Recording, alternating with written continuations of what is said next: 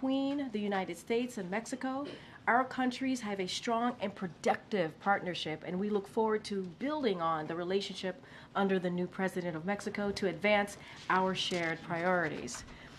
As you heard from the president earlier today, we are focused on doing everything we can to deliver critical resources to communities impacted by Hurricane Helene.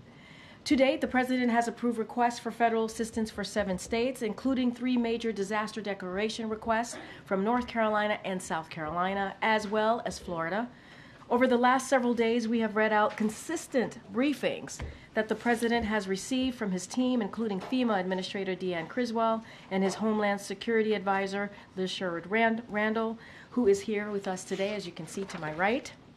The President also spoke with North Carolina Governor Ray Cooper and Georgia Governor Brian Kemp, along with other state and local officials in the impacted areas to offer further assistance as needed. This afternoon at 3:30, FEMA Administrator Criswell and Governor Cooper will hold a press conference on the latest operational updates out of North Carolina. In the 4 p.m. hour, Criswell and Governor Cooper will brief President Biden, and then he will have an oval spray to read out additional updates to the pool. And later this afternoon, the Vice President will receive an in-person briefing at FEMA later today, as you all know. As the President said earlier today, the nation has your back, and the Biden-Harris administration will be with you as long as it takes. With that, it's my pleasure to welcome back LSR, as we call her here. Thanks, Karine. I'm going to move that a little bit, Karine. Why don't I do this? So I know you have a lot to share today. Thank you. I do. Good afternoon, everyone. I'm here today to brief you on the federal response to Hurricane Helene. But first, I just want to take a moment to acknowledge the lives lost across the region impacted by the hurricane and those survivors whose lives will never be the same. My heart goes out to those who've lost loved ones and those who are worrying about whether their loved ones are still alive. And our administration and our nation is standing with the people impacted by this hurricane. To the disaster survivors across the region, the Biden-Harris administration is committed to supporting you every step of the way as you begin your recovery and you start to heal. For survivors in Florida, North Carolina, and South Carolina, whose governors have requested major disaster declarations, the President approved them immediately over the weekend, and we urge those citizens who are seeking FEMA assistance to sign up for that assistance as quickly as possible. You can do that either by calling 1-800-621-3362, registering on disasterassistance.gov, or by filling out an application on your mobile device through the FEMA app. And that brings me to our response. Under President Biden and Vice President Harris's leadership, we are providing urgent and extensive federal support for the ongoing response and recovery efforts to Hurricane Helene. Over the weekend, at the President's direction, FEMA Administrator Deanne Criswell traveled to Florida on Saturday, to Georgia on Sunday, and today she is in North Carolina, accompanying Governor Cooper in surveying impacts to the affected communities in western North Carolina. The President has asked Deanne Criswell to remain in Asheville, North Carolina, given how acute the situation is on the ground there, and he will receive an update from her this afternoon and from Governor Cooper, in addition to the press conference that the administrator and the governor will hold today. Also, as the President said earlier today, he is committed to traveling to impacted areas later this week, as soon as his presence will not disrupt vital emergency response operations. So, I want to walk you through what happens as we're facing a hurricane predicted to have the kind of impacts that Helene has had. First of all, what we do before a storm. As Helene was developing in the Gulf, the President directed FEMA to pre-position specialized capabilities across the region, including deploying incident management assistance teams to Florida, Georgia, South Carolina, and North Carolina. These teams support our state partners in planning, in logistics, and in conducting their emergency response operations.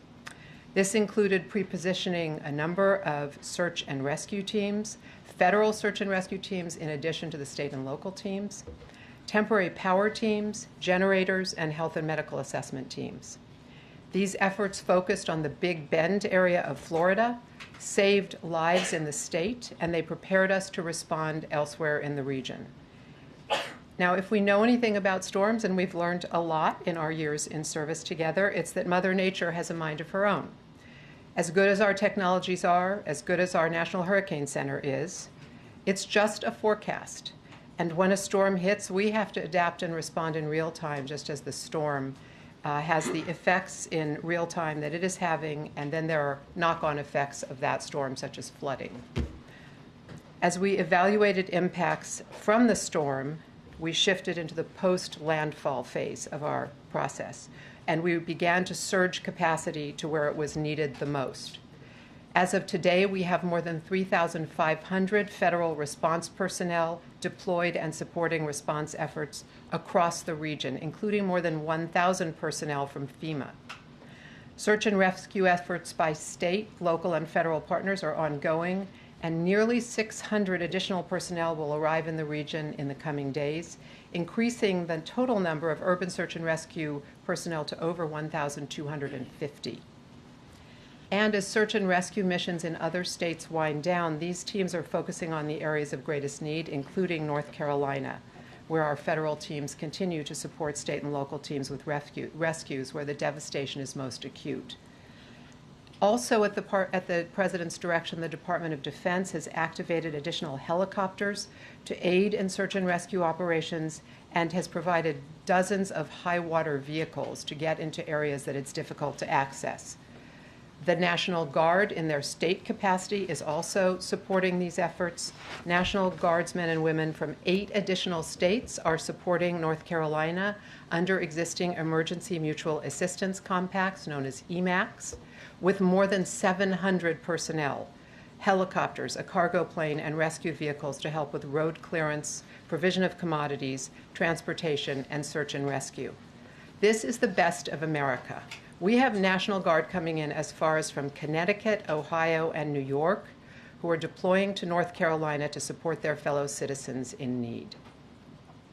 In addition, about 200 medical responders are also stationed in Florida, Alabama, and North Carolina, along with medical equipment and supplies, to ensure the continued health care delivery that is required following the landfall of Hurricane Helene. And the U.S. Department of Health and Human Services declared a public health emergency for Florida, North Carolina, and Georgia, which gives health providers and suppliers greater flexibility in meeting emergency health needs of Medicare and Medicaid beneficiaries. In order for communities to begin functioning again, we all know it's critical to have power restored. And I want to tell you about what we're doing on this front, because that is truly the fundamental lifeline sector. As of this morning, about 2 million people are still without power across the impacted states. At least 50,000 personnel from 31 states and D.C. and Canada are responding to power outages throughout the region via established mutual assistance agreements between utilities and working around the clock throughout parts of Florida, Georgia, North Carolina, and South Carolina to restore power to those communities that can receive it, where the infrastructure can take power on the lines. FEMA and the U.S. Army Corps of Engineers are also making available generators of many different sizes that are ready to be deployed upon the request of any state. And as power is being restored throughout parts of Florida and Georgia, power crews are being moved into other states to assist with additional restoration efforts. We see power outage numbers improving where restoration teams are able to gain access to communities and the debris is cleared. Once we get power restored, we can then get a lot of other things working again. Utilities, water utilities in particular, communication systems, medical and healthcare facilities are those capabilities that depend, of course, on a source of power supply to function. We're also very focused on restoring communications capabilities. FEMA, the FCC, and private telecommunications providers are working together to help restore temporary communications as quickly as possible by establishing temporary cell sites and allowing for roaming where possible, where a resident can connect to any network available even if they aren't subscribed to that network. Today, FEMA will install 30 Starlink receivers in western North Carolina to provide immediate connectivity for those in greatest need.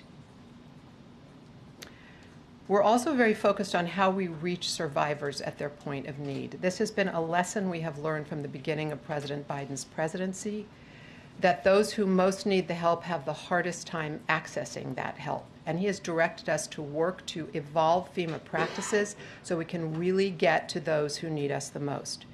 In states that have requested and have received major disaster declarations, FEMA is expediting the delivery of its serious needs assistance, which is an immediate $750 direct payment to eligible households to allow them to pay for essential items like food, baby formula, water, medications, and other emergency supplies.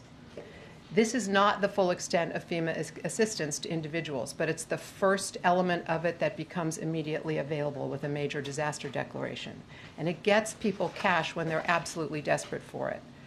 In addition, survivors who register for the FEMA Individual Assistance Program will be eligible to receive assistance to help repair their homes, cars, and other personal property in conjunction with their own insurance policies. FEMA is working, as it always does, to open disaster recovery centers in impacted communities. What's important about these centers is they aggregate federal support in one place. It used to be the case that survivors had to go to multiple different departments and agencies to find out what kind of help they could get access to. What we do is we put everyone together either in a standing building that survived the natural disaster or in a trailer if that's necessary. For example, we've opened 3 disaster recovery centers today in Manatee County, Sarasota County, and Hillsborough County, Florida. If survivors cannot get to such a facility, and we think that will likely be the place in a place like Asheville and its surrounding areas, we send people door to door. FEMA literally goes knocking with an iPad in hand so they can help people register for the assistance they need because they may not have power, their cell phone may have run out, and they need someone to help them get registered quickly. In North Carolina, we're focused right now on clearing roads and removing debris, restoring communications and power, and ensuring access to health care and the continued flow of commodities and food, commodities like food and water, to where they're most needed. Today, we've heard they've reopened 220 roads, which will help enable responders and critical commodities to begin moving via ground transportation. While FEMA has been at the forefront of the response, and it's very meaningful to have them on the ground, they serve as the coordinator of the orchestra of a wide-ranging federal response, and that's something a lot of people don't understand. What FEMA does is it mission assigns, that's the term of art, quote, mission assigns, roles and responsibilities across our government in the wake of a disaster.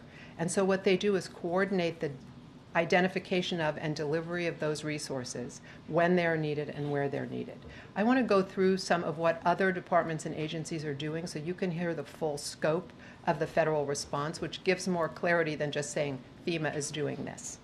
The U.S. Army Corps of Engineers deployed power restoration teams, including in Buncombe County, North Carolina, where Asheville is located, for temporary emergency power, debris removal, and infrastructure assessment, including for dams throughout the region.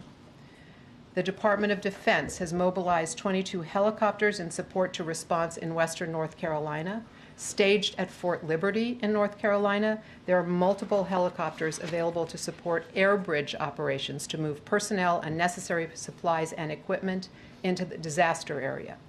4 helicopters from DoD are actively supporting the urgent search and rescue operations that are ongoing in western North Carolina. The other 18 are helping to move response personnel and deliver critical commodities and support into remote and isolated communities that are not accessible by road right now. DoD has also made available, as I mentioned, 30 high-water vehicles available for search and rescue and has set up 5 incident support bases across the region to continue providing support to those who need it in the surrounding areas. The U.S. Coast Guard has thousands of personnel working on response efforts and is conducting post-storm assessments to support the rapid reopening of impacted ports in Florida. The U.S. Department of Energy has responders deployed across the region, primarily in the state emergency operations centers. While I noted that power restoration numbers are trending in the right direction, it's important to remember that these will be complex multi-day efforts in many locations due to the extent of damage and the ongoing access issues. Utilities are facing widespread flooding and debris that is impeding access to damaged infrastructure. And one of the things we've learned in prior incidents like this is it's really important to set public expectations about when they can anticipate that power will return so that they take the necessary steps to be safe and to secure additional support, for example, moving into a shelter if power isn't going to come on for some time where they live. The U.S. Department of Agriculture's Farm Service Agency, a very important player in this space in rural areas, has deployed personnel to the impacted region to extend much-needed emergency credit to farmers and agriculture producers who lost crops and livestock across all the impacted states, but in particular in the Big Bend region of Florida and in southern Georgia. The Environmental Protection Agency has personnel on the ground who are offering technical assistance and guidance on water systems, which have been significantly damaged in a number of locations, on debris management, and on maintaining critical public health and environmental protections as storm impacts are assessed.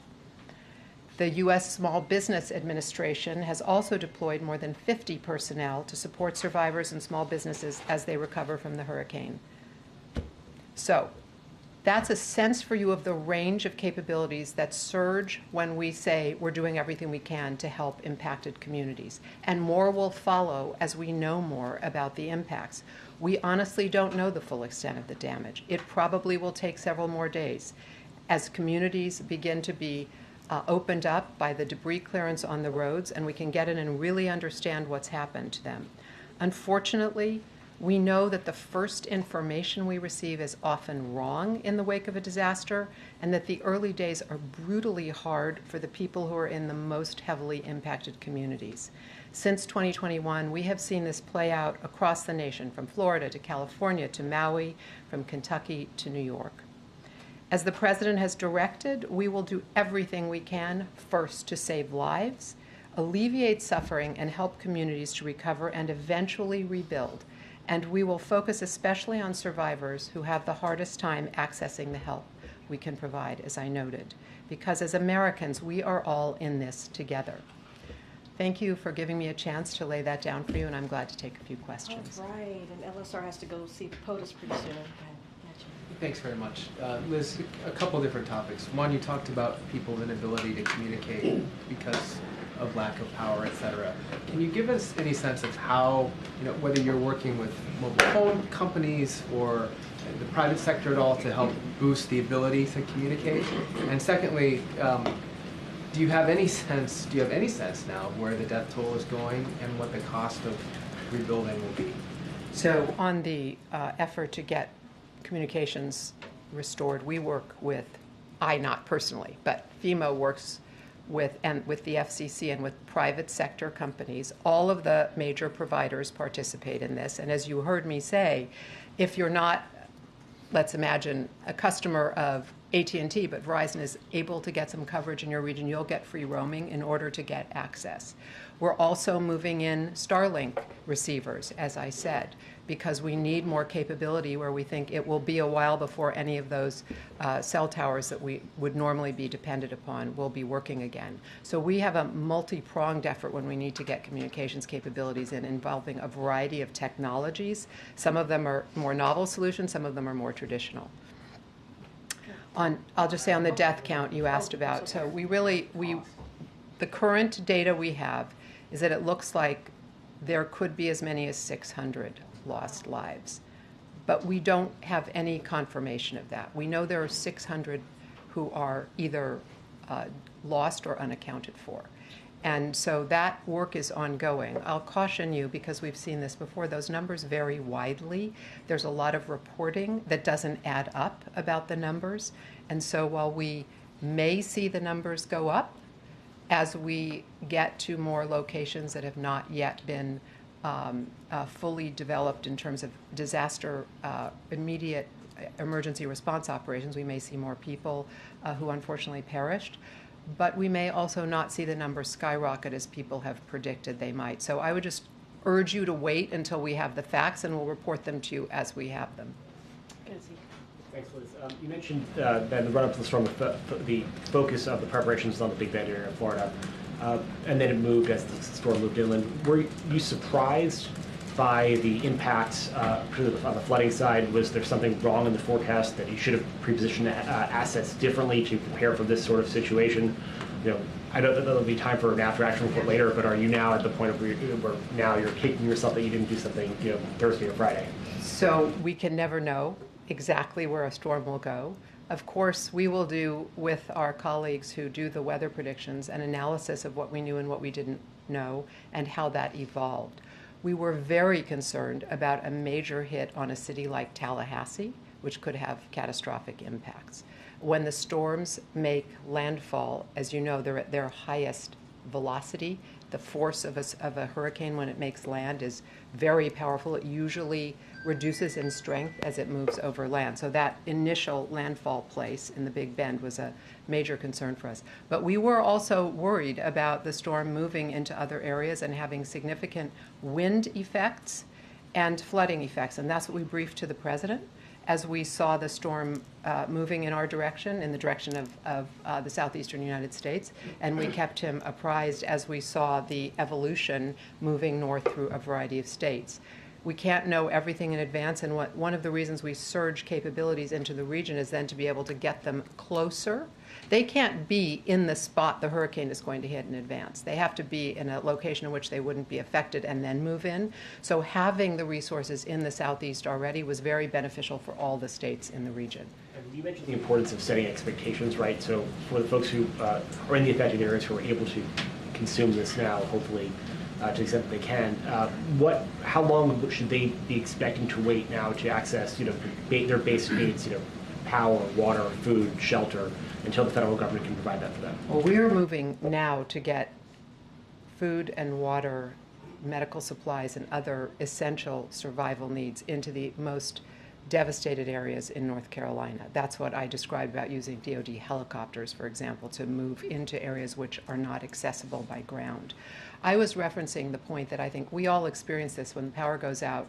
You want to know how fast it's going to come back on. In a situation like this with this much devastation, it could be a long time. So you can't just wait it out. You may need, and this is really for people listening, you may need to make alternative arrangements to get to a shelter where you can be safe and get access to electricity to power your phone, where you can get pharmaceuticals if you need them, if you lost everything, where you can begin to work toward the rebuilding of the basics of your life, while your community is addressing the consequences of these devastating storms. Go ahead. Yeah, thank you, Liz, for providing all this information and reminding us that the numbers could change. I just want to fact check two things with you, if I could, given that you oversee Homeland Security broadly. First of all, did the president speak with Georgia Governor Kemp yesterday? Yes. Have they spoken again President today? Kemp has said so in public. Governor Kemp. I'm sorry, Governor Kemp has said so yesterday. Thank you for correcting me. The president spoke to Governor Kemp yesterday. Governor Kemp has stated today that he spoke to the president and appreciated the offer of all the help the president has offered, anything you need. So if the governor would like to speak to the president again, of course the president will take his call. If the governor wants to submit a major disaster declaration, we'll move that very quickly through our system. And we're working very closely with every state in the impacted region, and we extend a hand. We work with the state emergency operations managers, the whole team in place in every location, and that's work that we've been doing not just in the wake of a hurricane, but we do it all the time to build those relationships, strengthen our capabilities, plan for and prepare for disasters. And given that Homeland Security is your portfolio and the Secret Service falls under Homeland Security, let me ask you one other sort of fact check here. Donald Trump alleges on social media, quote, "The Democrats are interfering with my campaign by not giving us the proper number of people within Secret Service that are necessary for security. They're using them for themselves even though they don't need them." Is that true? The president has directed the Secret Service to provide every necessary resource and capability that is required to ensure the safety of the former president of the United States. Okay. Okay. April, you have the last one. Oh, Okay, sorry. one more, April. Yes, April, quickly, 2 questions. Well, I've got 1 minute, exactly. Okay, 2 questions, and you can answer them fast if you can. In the short term, you talked about the immediate short term, but what about the long term with this devastation? Number one, housing for those who do not have shelter. What are you thinking? I mean, there have been lessons learned since Katrina as to how to house people. We work on immediate sheltering capabilities with the Red Cross and others. We provide funding for people to get access to hotels and potentially to move into longer term accommodations if they need them. That's part of the FEMA process. And what about insurance? Because that has been a big thing when these kind of situations happen. If people have insurance, that's of course very important for rebuilding. If they do not have insurance, they have access to federal assistance. But it's a long road to recovery for people because there's so much work to be done. We have to acknowledge that. I just want to clarify one thing. When I said there could be up to 600 people lost, my point was there are 600 people unaccounted for. That's the number we're tracking right now and that we can essentially validate from multiple sources, but we don't know. And as the president said this morning, we're very hopeful that some of those people just don't have cell phones working and actually are alive. We experienced that in Maui when the numbers were extremely high in the beginning, and they came way down. Ultimately, tragically, 101 people lost their lives, but it was not in the thousands as we were initially concerned it might be. Thank you all. Thank you so much, Liz. Thank you. All right. No problem. Thank you. Sorry, she didn't have a lot of time.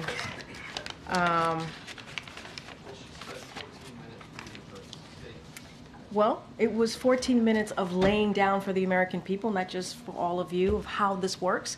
We have people who are indeed suffering and waiting and wanting to hear, not just from the local government, the state government, but also from the federal government. What are we doing, right? What are we doing to help them and how we're working together? And I think what you just heard from Liz is how we're working in tandem together with local, state, and federal government to help the people in North Carolina, Georgia, and Florida. And I think that matters. I think that matters. And I think it's important for them to hear from the people who are actually doing the work.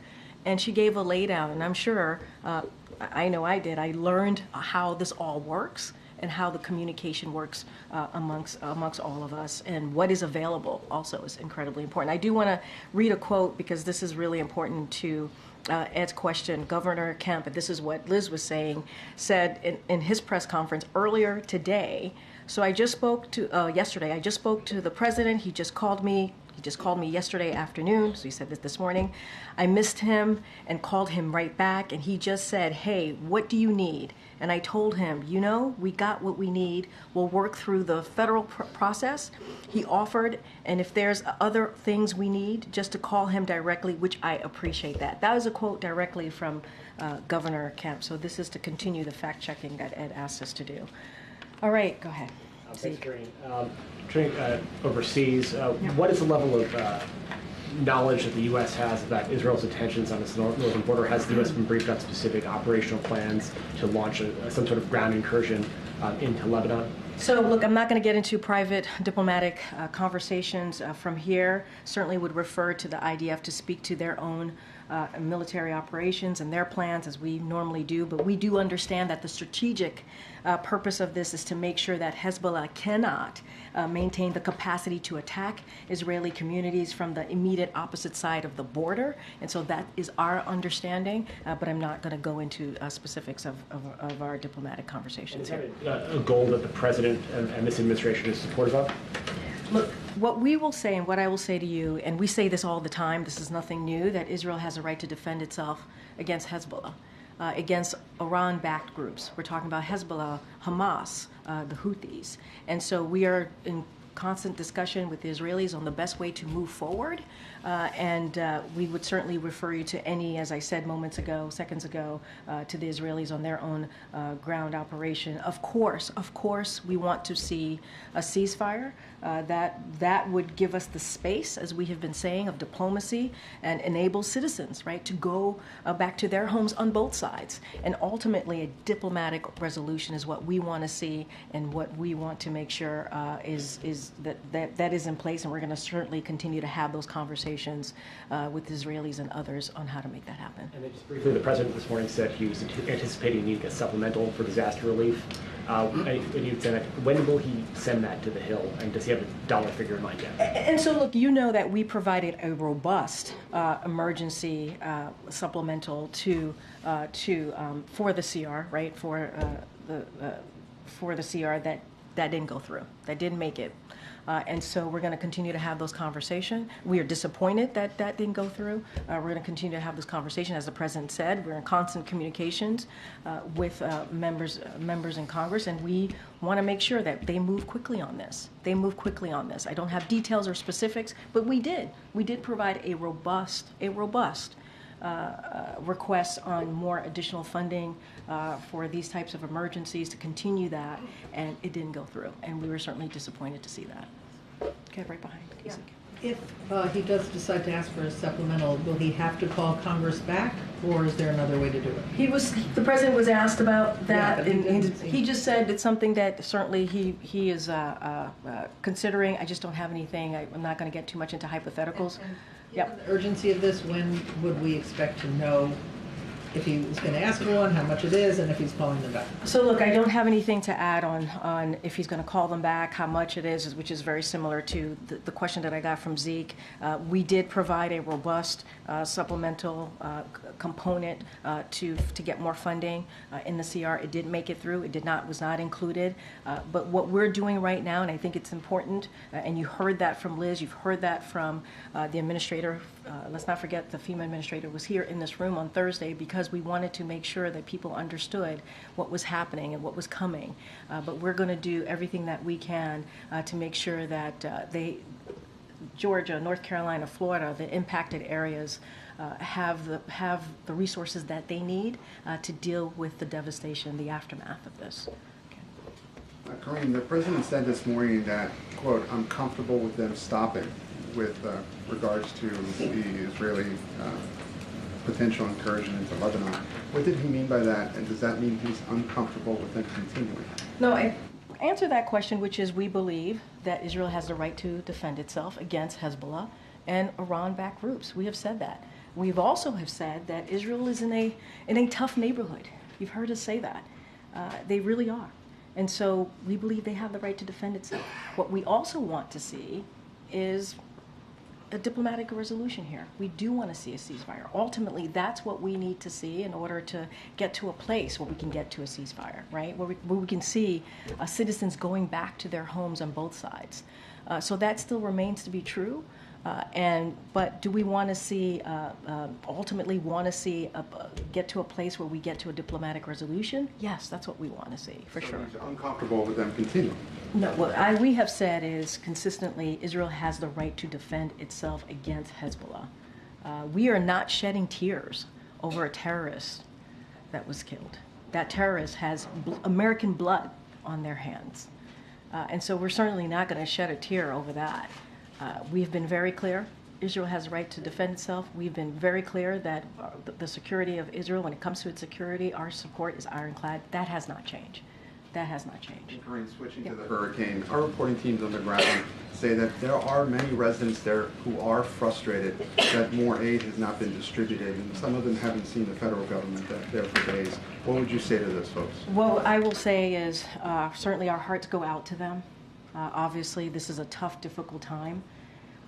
And what I will also say is we have their back, and we can understand that. We can understand how things are incredibly confusing right now, incredibly difficult right now. Some people don't even know if their loved ones are alive or not. And so what I can say, and what the president has said, and I think what Liz has iterated as well, is that we want to make sure that they have, the folks who are in the impacted areas have everything that they need, the resources. We have the FEMA administrator who's on the ground today. She's going to be holding a press conference with the North Carolina governor in about 30 minutes or so, and going to talk about what they see and what the federal government, what FEMA is going to continue to do, working with the state and local governments as well. We are on the ground. We are on the ground. And as you know, there was a reason why the FEMA administrator was here on Thursday, to lay out what we were doing ahead of time, how we were pre-positioned on the ground, and warning people, because we understood that that is also part of our job. But we're going to do everything that we can. We're going to do everything that we can. Following up on the previous question quickly, you mentioned prepositioning, and she did mention that assets and resources were prepositioned in Big Bend. I know that question was asked before, but bluntly, should more resources have been prepositioned in and around North Carolina? So look, I think Liz kind of talked about that, about when she was asked a question on our prediction of the storm and how bad it was. And so certainly I'll let the experts speak to this. But again, prepositioned, we had generators, food, water, along with search and rescue and power restoration. And right now we have U.S. Army Corps of Engineers. They're moving generators into impacted areas. We have 3,600 personnel from across the federal workforce are deployed and supporting Hurricane Helene. This includes 24 federal urban research and rescue task force, over 1,300 personnel working to rescue people who may be stranded to date. They have rescued about and supported over 1,400 people across the impacted areas. These are, if you think about the federal employees who are part of these agencies, right, FEMA and others, this is what they do. This is what they do. This is what they're trained to do. This is what they're ready to do. And it doesn't matter which state it is, right? It doesn't matter if it's a red state or blue state. This is their job, to get food there, to get generators there, to save some lives, to rescue people. And so we are very proud of the work that they've done, and we understand that people are very much suffering on the ground and trying to figure out what is going on. And we have our folks there, and we're going to do the best that we can. Okay, Peter. Thank you, Karine. 13,000 people who have been convicted of murder crossed the border illegally and are living among us. So how much danger are U.S. communities in right now because of this? I'm assuming you're talking about the ICE data? Yes. So just a couple of things, and I think it's important to correct the record here. First of all, the false representation of the data ICE shared. So that was what we are seeing, false representation. I got to call that out. We got to call that out. And it's been fact-checked by some of your colleagues here, by multiple outlets that has been debunked on what has been falsely misrepresented here. So we have to call that out. And so, look, can you clarify what the misrepresentation is? The numbers that is being put out about how many people are out has been falsely represented here. If you look at the total returns and removal of the past year, that has been higher than every year under the previous administration since 2010, if you look at it. And if we're going to report something, a data that's out there, we got to do it in a way that is not confusing the American people and certainly not lying. And so this has been fact-checked. And so this is the way that is being falsely represented here is just not okay. And they'll got to be really clear about that. On Helene, people in Western North Carolina were drowning in their houses this weekend. Others were losing everything. President Biden was at his beach house, and Vice President Harris was hosting political fundraisers on the West Coast. Is there a reason that they could not be here?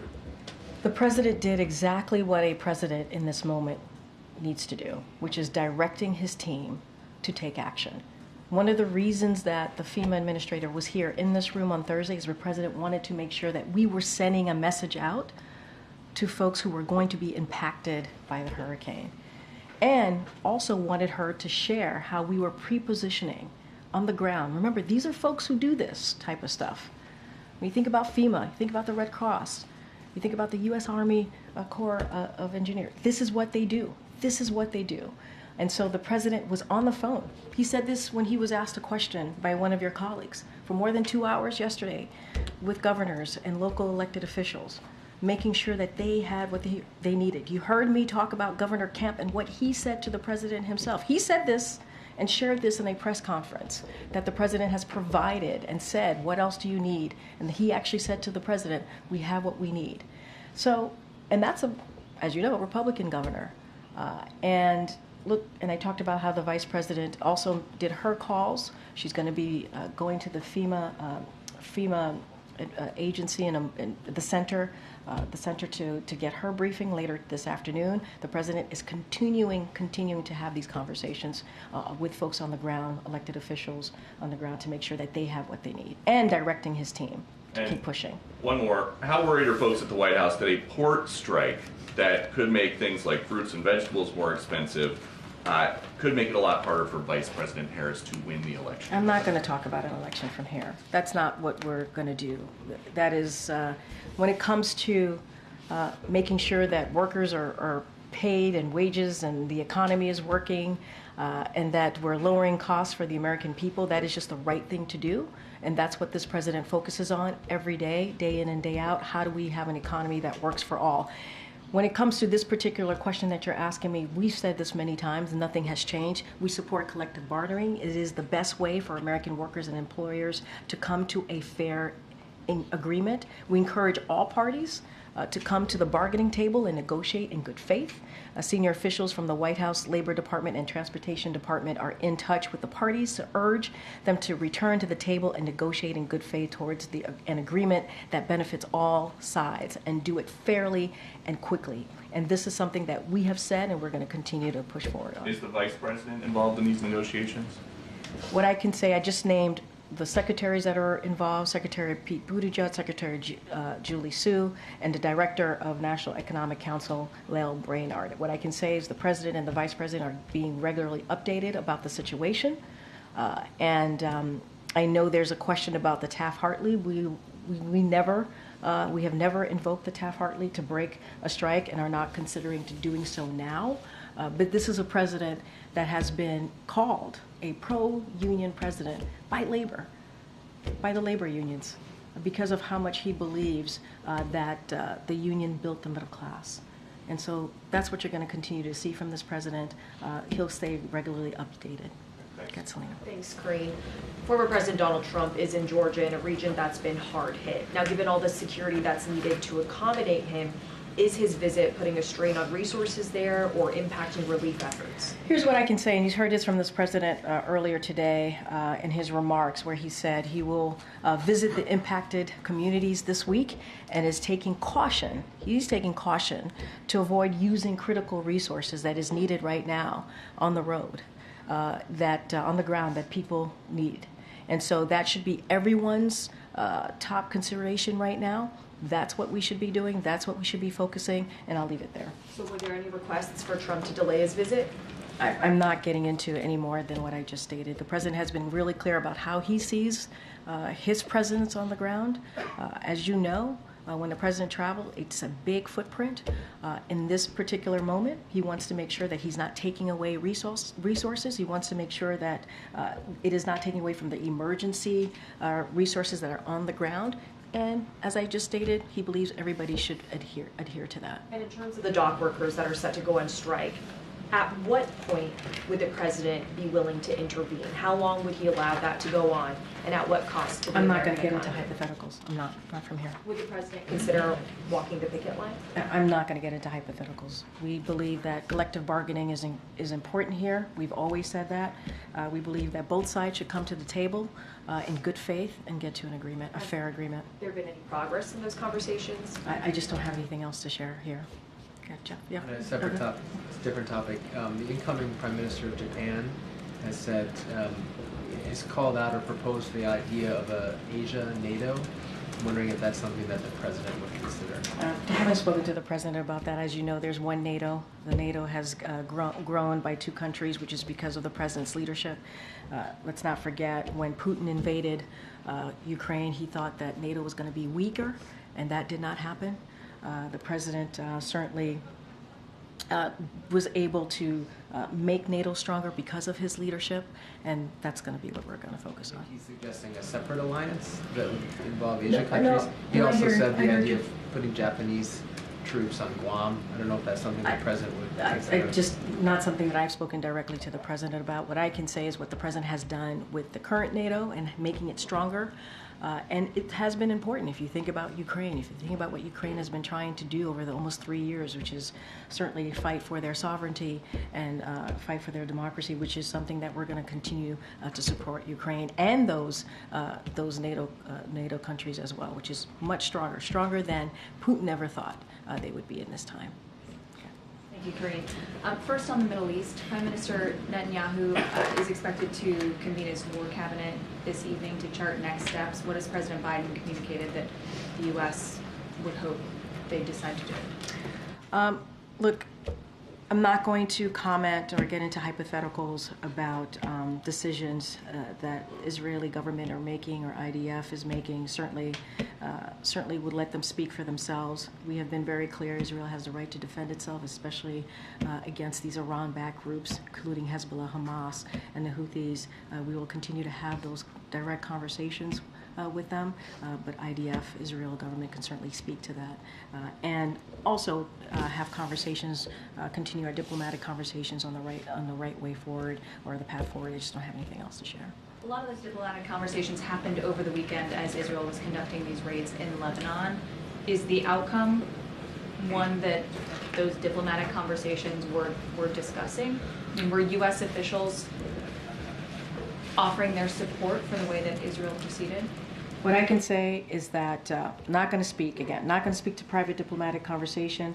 What I said moments ago, which is we understand the strategic purpose of this is to make sure that Hezbollah cannot maintain the capacity to attack Israeli communities from the immediate opposite side of the border. That's what we understand. I'm just not going to get into specifics or into diplomatic conversations from here. It's now been 5 days, though, since the U.S. and Western allies publicized the discussions over this 21-day ceasefire proposal. Is there still any hope that that gets put together? As you know, this is a president that's hopeful and optimistic, and you hear him say that. Given the conversations you asked me if that is hopeful, right? So, look, we believe the way to get to a ceasefire is to have this diplomatic resolution, to get us some space, to have a diplomatic solution. That's ultimately the way to get there. And so we understand that we need a ceasefire in Lebanon to provide that space for diplomacy. That's what we're going to continue to have discussions. Those discussions to continue with Israel. So that is what we're going to focus on. And what we want to see is a de-escalation. That's what we've been saying. We want to see a de-escalation. Okay. Thank you, Karine. You mentioned that the Vice President is going to be coming back and having a briefing at FEMA later today about Helene. About 4 o'clock, I think. Yeah. Could you give us a sense for what she has been doing so far in response to this hurricane? Is she in briefings with the President? Is she getting briefed separately? And what is her role going to be going forward? What I can say is that she is certainly has been kept briefed on the situation in the certainly the affected areas, the aftermath. She's going to get a briefing directly at the FEMA Center when she gets back. She didn't continue with some of her campaign activities today because she wanted to make sure to get back and go to the FEMA Center. Anything else? And I know she's had conversations with elected officials on the ground in those impacted areas. I would have to refer you to her team to get more specifics on what else. The question about one of the policies that the Vice President rolled out on Friday about immigration, she said she would go further than what the President has done with executive action to limit asylum access at the border. Do you have any response to that? Is that the position of the White House, that the administration should be going further than what you've done so far? So I think, look, when it comes to, I got to be careful, campaign policy announced, so going to certainly let the campaign speak specifically about what they're announcing and what they're looking to do on their side of things. But we've always said, and we've also, whether it's the economy, whether it's the border, that the Vice President was going to build upon what we've been able to do. That is, the good work that we've been able to do together, whether it's the economy, healthcare, getting some of these historic pieces of legislation passed that's going to help Americans for generations to come. We also understand and see, and what she's been able to do is build on the success. And so I think that's what you're seeing from the Vice President. And this is a vice president that has been a critical partner to this president over the last 3.5 years. And so we look forward to see what she's going to be doing down the road. Go ahead, April. Karine, And I'll call you afterwards. Go ahead, April. The issue of Angola. Why Angola for President Biden now, specifically as other presidents have gone to other countries, and Angola is like something totally new since the Clinton administration for U.S. president? So a couple of things. So he's going to be holding a bilateral and multilateral meetings to discuss increased collaboration of shared priorities, including a signature project of the G7 Partnership for Global Infrastructure and Investment, PGI, Africa's first transcontinental open access rail network that starts in Lobito and ultimately will connect the Atlantic Ocean to the Indian Ocean. I think that's a pretty important reason why to go to Angola. This will be the first visit of a president to Angola. That's also, I think, important to note as well. And so we're going to celebrate the evolution of the U.S.-Angola relationship, underscore the United States' continued commitment to African partners, and demonstrate how those type of collaborative partnerships can solve shared challenges that both countries have. So anything on oil by any chance, since Angola is oil rich, and also, yeah.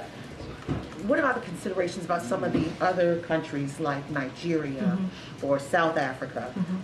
Those have been Ghana, Uganda. Those have been some places the presidents of Rwanda. No, I hear you. Yeah. So look, he's going to be abroad from the 10th to the 15th of October. We're going to go to Berlin, Germany, and then we're going to stop over at Angola. I just laid out the PGI, the important connection there that Angola has to an initiative that the president created. And I think that is right there, that connection with the Atlantic Ocean to the Indian Ocean that Angola is going to play a big role is important. It's going to make a difference in that region. And this is also, again, part of the president's initiative that he created. And no other president has been there. No other president has been to Angola. So I think that's important to note as well. Does this have something to do with the grain situation that was held up because of the Russia-Ukraine war, trying to help get grains to African nations? Because President Zelensky did express that to, I understand, the President of the United States, Joe Biden, as well as Greg Meeks, who sits on Foreign Affairs Committee in the House. Is this some of that too? What I will say is the President has said that he was going to go to the continent. He has said that he was going to do that. He wanted to keep his promise. Angola makes a lot of sense, especially for an initiative like PGI, an initiative that the president started. There's a connection there. There's a throughway that makes a lot of sense. No other president has visited the country. And so it made sense for the president to go there because there are important initiatives, not just to the African continent, but also for us here and other of our partners and allies. And so it made the most sense to make that trip. And you'll see us next month doing that. Go ahead. Thank you. So the president didn't seem comfortable this morning with the ground operation in Lebanon. He said he was comfortable with them stopping. Now it seems imminent. Did the president take any action to try to prevent a ground operation in Lebanon? So say that one more time. So this morning, President Biden said that he was comfortable with them stopping about Israel, and so did he take any action to try to prevent such an operation in Lebanon? So I'm not going to get into diplomatic conversations from here. What I've been saying multiple times is Israel has the right to defend itself against Hezbollah, against Iran-backed groups like Hezbollah, like Hamas, and also the Houthis. They are in a difficult neighborhood, right, to say the least. And they have to have the ability to defend themselves. And so that's what we support, that's what we believe, that's what we have said. We're going to have conversations with the Israeli government about the best way forward, the best way to move forward. But I'm not going to get into diplomatic conversation. But I have been very clear. We believe that Israel has the right to defend itself against Hezbollah. Lebanon is very small, so when Israel, for instance, attacked Beirut, South Beirut, many people who have no link with Hezbollah are being hit, it will be the same if they do a ground operation in Lebanon. It won't be only the Hezbollah who's going to be targeted. So does the White House still support this ground operation in Lebanon? So are you talking, so say that one more time? You say that basically the goal is to target Hezbollah, but if there is a ground operation in Lebanon... I'm not speaking for the goals of the IDF or the Israeli government. What we have said is Israel has the right to defend itself against Hezbollah, against Iran-backed group. We've been very clear about that. I'm not going to stand here and speak to Israel's operations. That is not something that I can do. It's something that I would have to refer you to IDF, and that's what we've been very clear about. Thank you so much, Karine. During these frantic diplomatic discussions over the situation in the Middle East, did the President communicate any sort of consequences for this continued behavior in addition to his wish for a ceasefire? Did he, for example, say that maybe certain weapons would no longer be provided to Israel or tease to that? Our policy has not changed. It just hasn't. It has not changed. And again, Israel has the right to defend itself. We've been very clear against Iran-backed groups like Hezbollah, like Hamas, the Houthis. I'm not going to get into diplomatic conversation, but our policy has not changed. Okay, on Taiwan yesterday, the President announced the largest ever military drawdown for Taiwan. What was the purpose of this? What was his thinking? And is this intended to, what was the message he was sending with that decision? And is it meant to kind of hold Taiwan over in case there is, for example, a change of leadership in the United States? What's the point of this? So our overreaching goal remains the same, right? And we have said that, maintain peace and stability across the Taiwan Strait. That is our goal. And we've always been very clear about that. And that's what we want to see. So I'm asking specifically about the timing of this. This comes at the end of his presidency, and this is the largest ever military drawdown. What does that communicate? So look, I think if you think about the drawdown, it is pretty much consistent with our longstanding one China policy. So I want to make that clear. It has not changed, and it remains the guide by the Taiwan Relations Act, 3 joint communiques and 6 assurances. Again, our overreaching goal is to continue to maintain the peace and stability across the Taiwan Strait, and that is something that we have been focused on over the last 3.5 years, and we're continuing to do this. But the administration use of the PDA for Taiwan is one example of our continued commitment to help Taiwan maintain a sufficient self-defense capability. And so that's what we've been continuing and trying to do. And so that's how I would look at the Taiwan PDA. Have they communicated how they feel about this? I would refer you to them. Okay.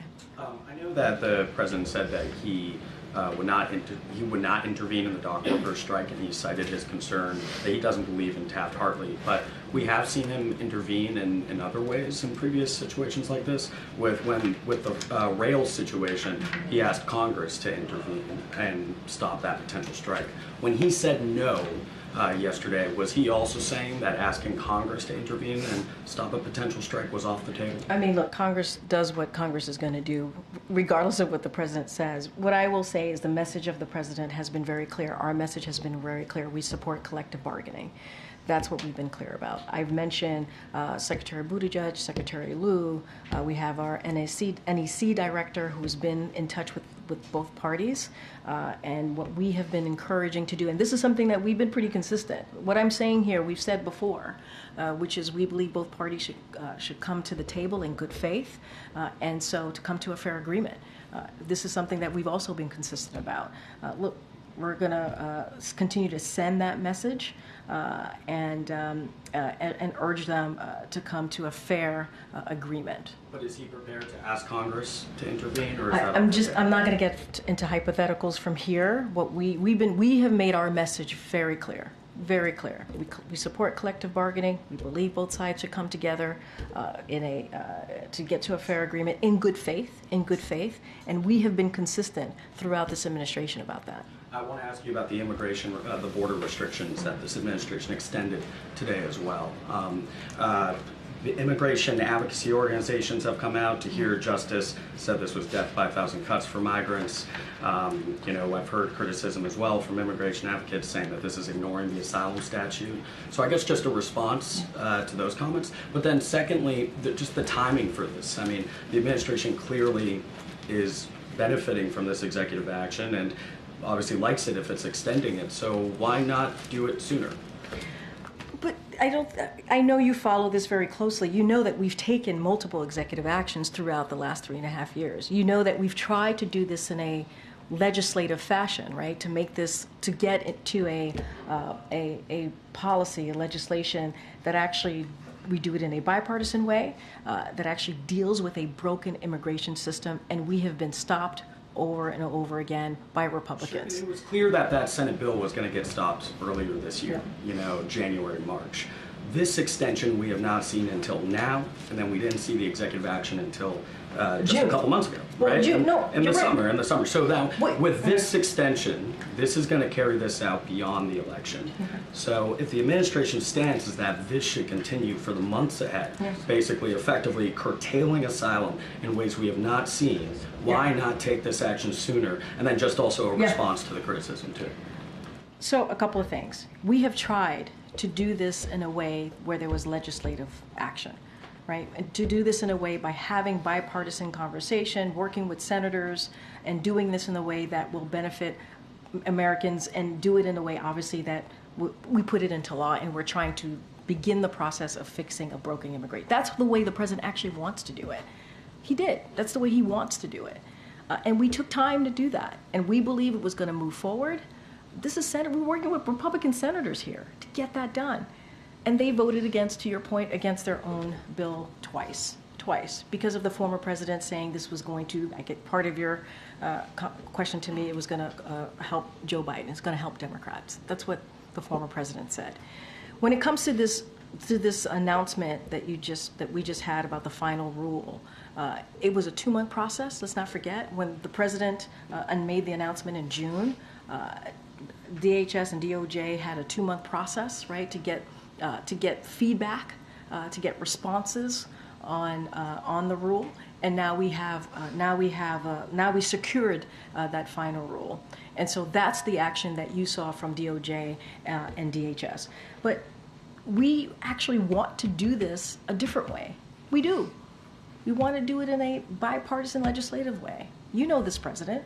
He believes reaching across the aisle is an important thing to do. We've been able to get bipartisan legislation done.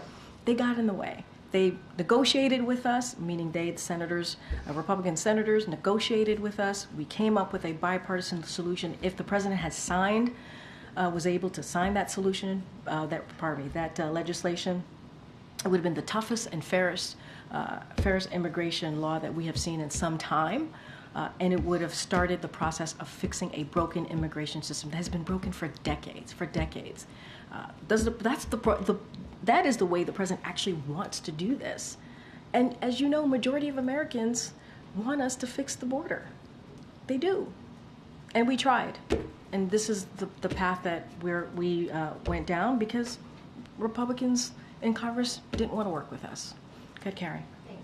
Student loan borrowers have had a grace period over the past year where they weren't going to face delinquency if they didn't pay their loans, but tomorrow's October 1st, so that ends tomorrow. Is the administration expecting or concerned about a potential wave of delinquencies for borrowers who haven't been paying their loans over the last year? So as you know, this has been, when it comes to student loan and giving borrowers a little bit of breathing room, this is something that the president had been wanting to do for some time. We were blocked. The president took additional actions, took historic action to provide that student loan relief and to support borrowers facing financial hardship in the wake of a one-in-a-century pandemic. The Department of Education paused loan payments as the economy recovered, so as you just stated, it hasn't expired. It's been 12 months, and so for those who, to your question, for those who are still facing challenges returning to repayment, the department has implemented an aggressive strategy to support borrowers, including creating the Fresh Start program